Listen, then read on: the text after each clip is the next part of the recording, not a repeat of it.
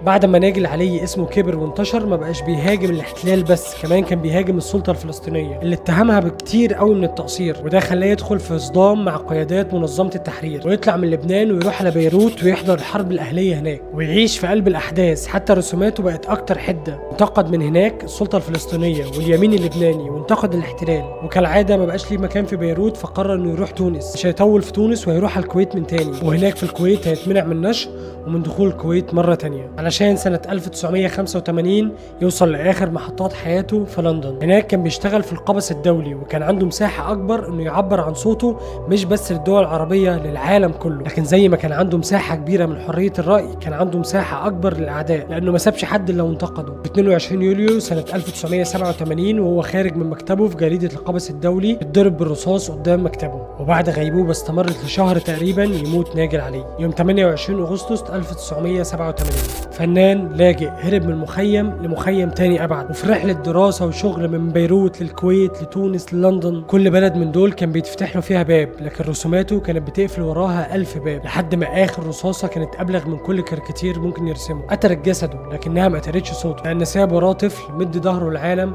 شابك إيديه ورا ظهره، شاهد على كل اللي بيحصل، اسمه حنظلة.